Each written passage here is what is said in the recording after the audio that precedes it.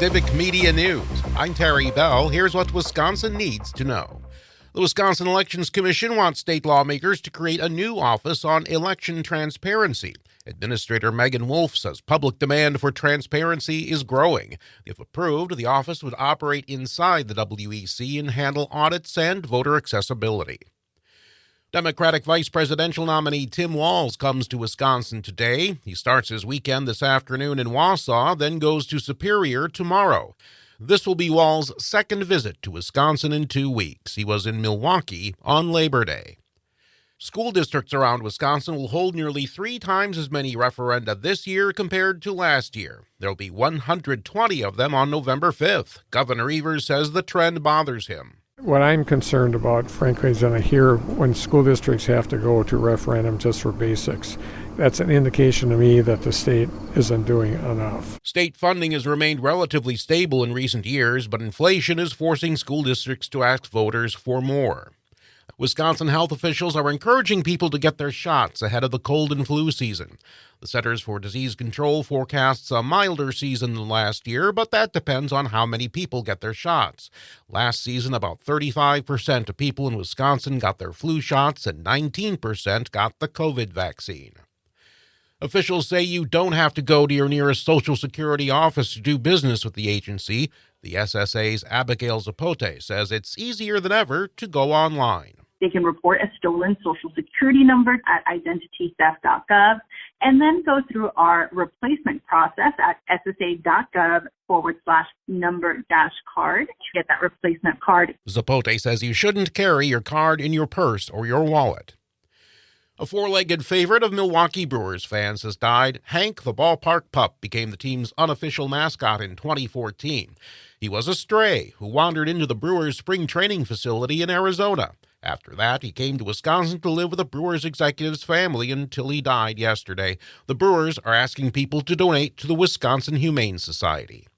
I'm Terry Bell, Civic Media News. Now, here's what you need to know closer to home. For WRCE News, I'm Joanne Krulotz. The students at the Richland Center Intermediate School had a special guest yesterday morning. Governor Tony Evers visited several classrooms and talked with students and staff one-on-one. The governor has been touring schools around the state. He hopes that he can make progress in the next biennial budget for education. Hundreds of school districts around the state are and have been going to referendum to meet expenses. Governor Evers says that while he has seen a lot of concerns among the districts, he has seen some positives. He saw some of those positives in the Richland School District. This is a great example. You have kids that a lot of them are kids that need special help, and sometimes it's a language, sometimes it's something else. And, they're concerned about math and reading and social studies and the basics, but they also care about, how the kids are doing mentally and socially, and that takes time, effort, but this is a good example of it right here. Scott Walker is running for the Wisconsin legislature, but he's not who you think he is. This is Scott Abbott Walker, not former Governor Scott Kevin Walker. He's a Democratic country doctor running against 14-year Republican incumbent Travis Tranel in southwestern Wisconsin's 49th Assembly District, and his toughest task just might be persuading voters he's not that Scott Walker. He wears a button that proclaims him to be the other Scott Walker, but he still gets plenty of confused looks on the campaign trail. He says his name is the elephant in the room, but he never has to say it twice. Walker faces an uphill battle against Tranel, though. The district leans red. Former President Donald Trump won it in both 2016 and 2020. It might feel like the presidential election is still a long way off, but it's not. Election Day on November 5th is less than 2 months away, and major dates, events, and political developments will make it fly by.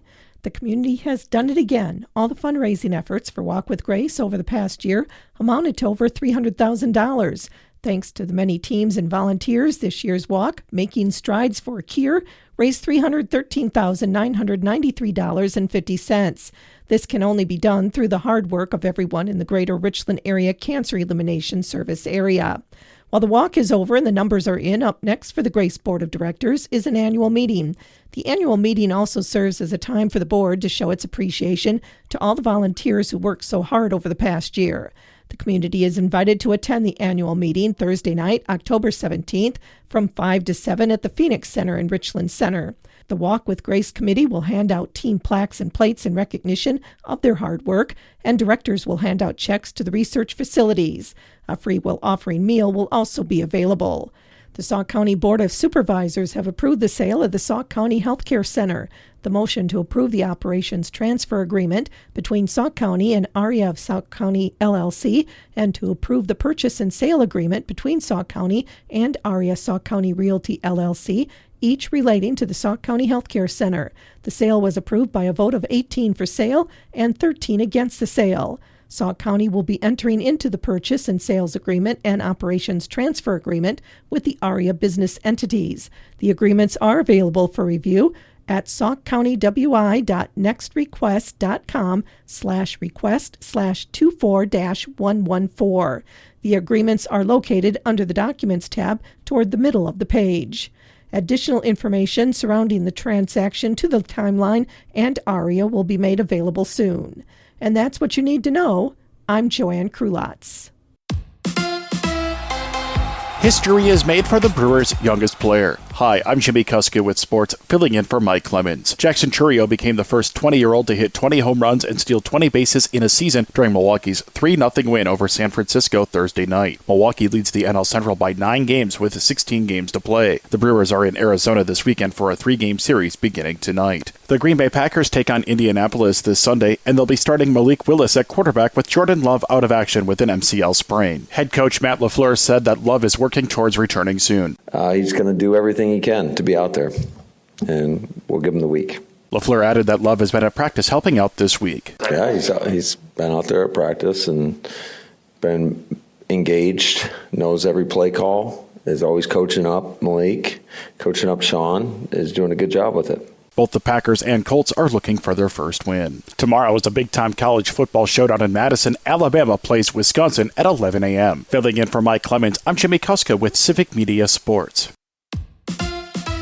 On your entertainment beat, I'm Pete Schwaba. Grey's Anatomy fans will be happy at the return of a popular character for season 21. The show offered a sneak preview of what is to come after an intense season finale for season 20. The preview revealed the return of Jesse Williams' character, Dr. Jackson Avery. A recent blurb in The Hollywood Reporter insinuates that Avery will be butting heads with Dr. Gray. The plot thickens. True crime fans, take note. Hulu picked up an ABC-backed series called Little Miss Innocent, Passion, Poison, Prison. Variety reports that the story centers around Caitlin Connolly, accused of manslaughter in the death of her boss and the mother of her ex-boyfriend. In the 3-part series, Connolly pleads her case as to why she was wrongfully sent to prison. The series was co-produced by ABC News. It's one thing to have a child outside your marriage, and another thing to have people claiming to be the mom of your out-of-wedlock child all over social media with pictures of babies and fake posts. This is happening to Dave Grohl of the Foo Fighters right now. The frontman acknowledged Tuesday that he had a baby girl with a woman who was not his wife. Now people are posting fake pictures of said baby and pretending to be the child's mother. Some sources are reporting that Grohl's wife, Jordan Blum, has hired a divorce attorney in light of the news. Grohl says he plans to do everything in his power to be a loving father to the new baby like he is to his 3 daughters with Blum. The Batman director Matt Reeves says his trilogy for the Batman will stick close to the trilogy he envisioned. Deadline reports that while Reeves was promoting his spin-off series, The Penguin, he assured fans and the media his vision for the franchise is sound.